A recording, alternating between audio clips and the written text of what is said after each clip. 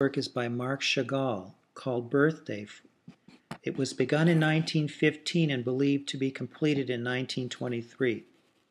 Born in the West Russian provincial capital, Vitebsk, Vitebsk, located near Poland, Chagall was considered a primitive painter at the time. He was a strong follower of Russian and German folk art.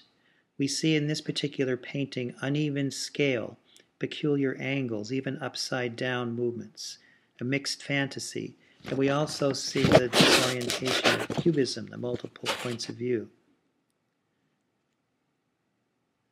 We see whimsical aspects of the painting that can be found in folk art. There's a celebration of love in this particular painting. Color is transparent, it can be equally light, it creates space. The painting itself is nostalgic, it's autobiographical. We find that the artist has returned from Germany, where he was making and exhibiting art in 1914.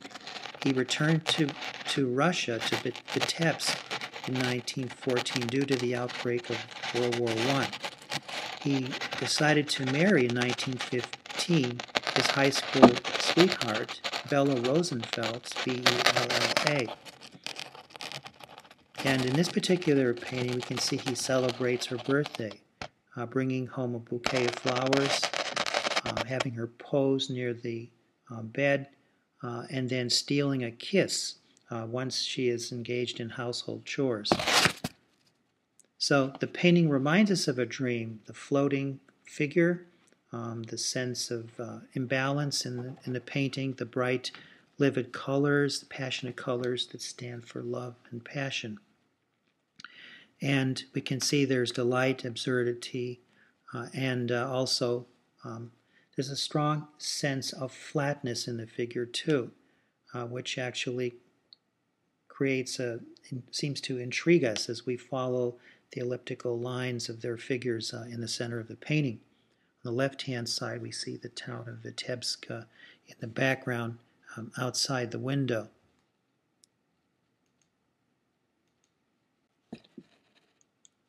The next painting is also an oil painting.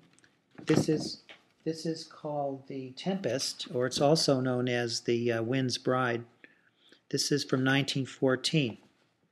We see that just as the previous painting shows the beginning of a relationship, this painting shows the ending of a relationship.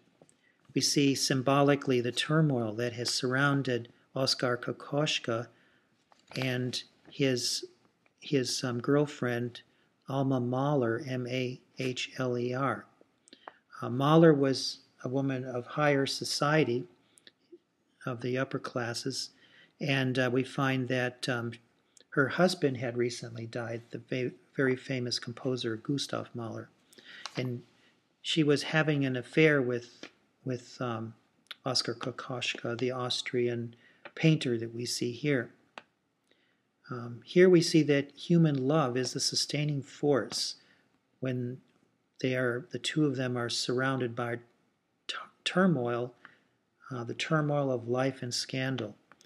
The figures seem to project from a dark ground, and you can see a flickering, light-saturated brushstrokes, broken brushwork here. That's very powerful. These figures are swept up through a dreamscape, a night-filled cold. We see blue mountains and valleys perhaps in the background, and a shadowy moon as well. So the watchful man and the sleeping woman are featured here. We find that their bodies seem to be twisted, discolored, but their state of mind is calm at the same time. The artist years later said that, quote, "The painting shows me with the woman I once loved so intensely in a shipwreck in mid-ocean," end of quote. And so we see that in fact, we find that the two of them had an intense love affair for about 2 years, and then they broke it off about 4 or 5 months before this painting was completed.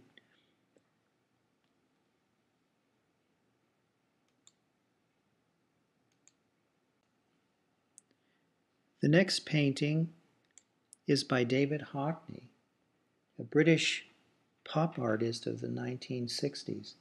This work is called The First Marriage, or alternately, A Marriage of Styles from 1962. It's an oil painting on canvas, a large painting 60 by 77 inches.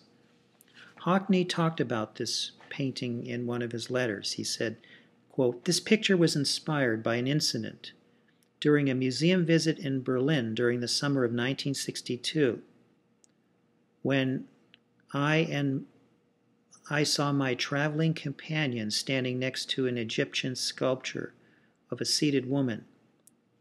To me, their chance juxtaposition suggested an unlikely but amusing form of marriage between a modern living subject and a stylized inanimate sculpture. From the distance, these two looked like a couple, posing, as it were, for a wedding photograph. This amused me at first, but then I rather liked the idea of the marriage of styles, as it were. The heavily stylized wooden figure with the real human figure, with the real human being," end of quote. So we look at this work, we also see a man and a woman who are getting married, it seems, standing at the altar under a warm sun, a palm tree and the sun in the background. And we can see that the two of them are looking straight on seriously, as if it were a marriage, taking their vows. And we see that the man is standing up, looking straight on. Perhaps we can give him some emotion. We can say that he might be preoccupied, distracted, unclear. And we can see that the woman is actually seated, and we see that she seems to have a headdress on as well. So she's more idealized. The man, when we look at him, interestingly enough, seems to have one shoe that's actually submerged in the ground. Perhaps he's stuck. So we can not only think of this as Hockney's image of these two figures, a real person standing next to a statue in a museum, but perhaps an allegory or symbol of a real-life marriage, a marriage of styles, the first marriage. First perhaps meaning that the marriage didn't work. Or on the other hand, it could mean that this is a marriage of two different styles, a realist contemporary style on the one hand, and an ideal classical or ancient style on the other hand.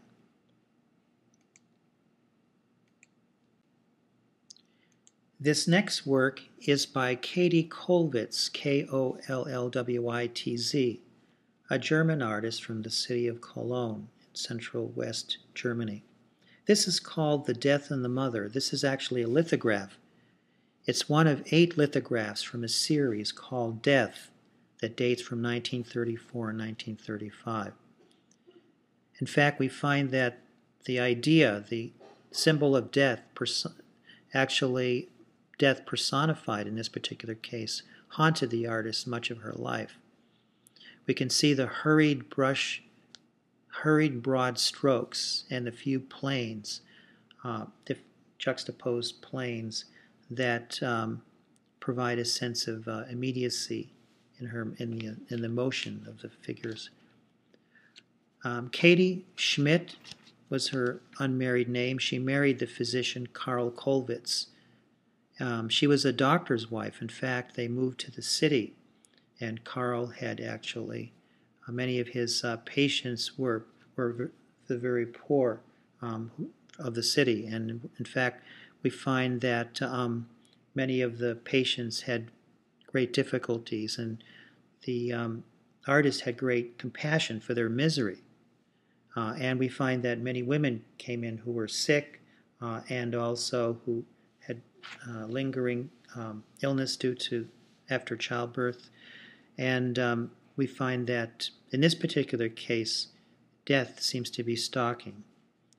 In other words, death is ready to overtake this child, and this woman wants to protect her child. She's fearful of death, she's surprised, but she wants to protect him in any way that she can.